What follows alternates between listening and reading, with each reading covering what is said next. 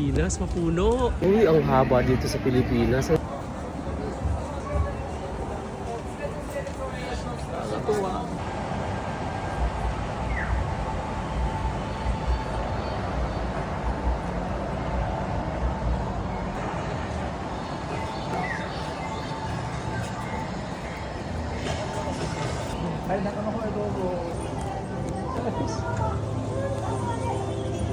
Mabuhay. Where can your next journey take you? 本当に自分らしい場所へ。All we need is to connect with nature and with each other. An opportunity to nurture our souls and find harmony in moments we share. Welcome to the Philippines. 7,641 islands. Immense diversity as one community of life.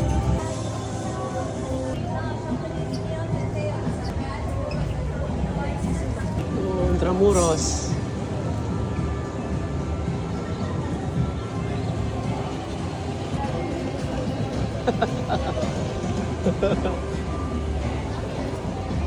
Albay. Uy, ang galing.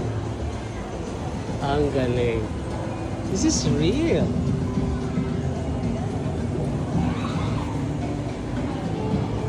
Oh, ang galing ng Albay. Oh, this is real. Look. Indigenous. Ginagamit. Tapos it's alive. Calabarzon. Calabarzon naman, oh. Ay, ang galing-galing. It's Pampanga, syempre. It's, lanterns. Oh, so good. Look. Totoo. Ang galing ng presentation ng Pilipinas. Grabe. Talon-talo yung Japan. It's so nice. Eastern Visayas. Pagkain naman. O siyempre may puso. Ang galing-galing. Kakamangha. And Negros Island. Ano man ang yung sa ati-atihan. Ang galing.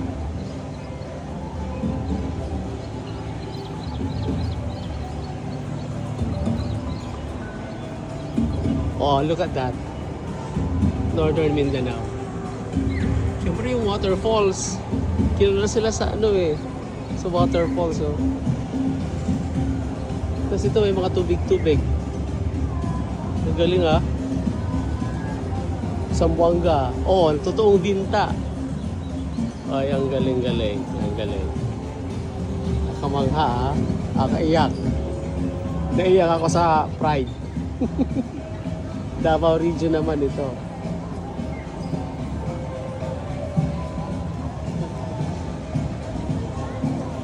Nakakaiyak. Mamaya na ako pupunta doon. Gusto kong ikutin yung ano. Alright. Oh, ito naman mga gold. Western Visayas. Real.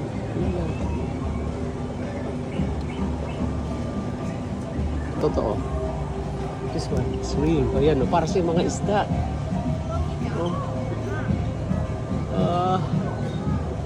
And tapos ano siya, woven siya into the fabric. Ang galing. Wow. And this one is Cagayan Valley. And this is yung bundok niya para siyang may texture.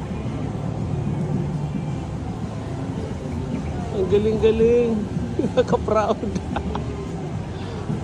Ito ay Ilocos.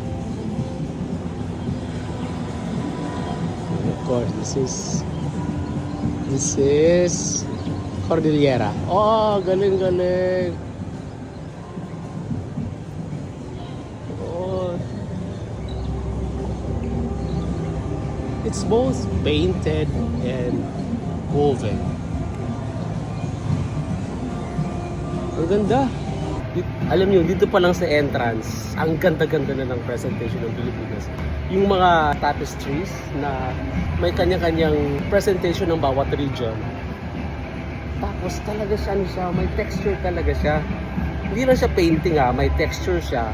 And moving into the fabric. And also, merong video. Para siyang gumagalaw, para siyang may buhay. Ito yung lighting, tingnan nyo naman yung lighting, oh. Diba? It's really interactive. Multimedia. Ang galing. Nakaka-proud. So, syempre meron dun. Interactive. Punta tayo dun.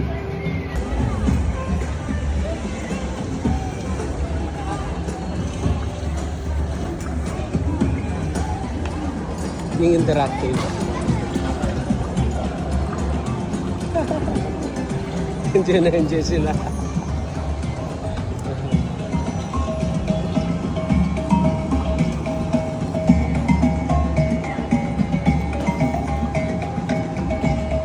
Oh, I'm a fruit. Prutas ako.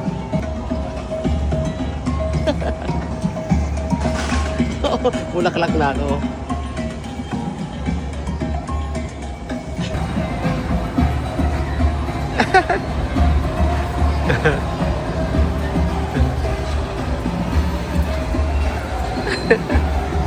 Dancing with nature. Tapos na.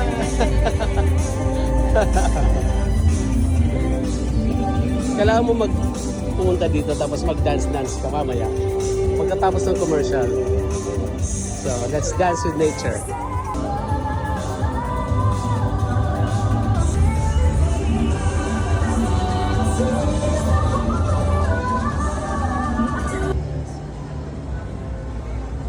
Ayan. Ito na naman tayo. Hey!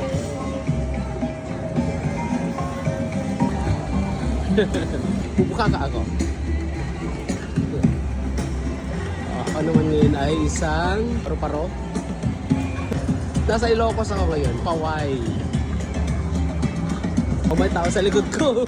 O, isda na ako, isda. Diba?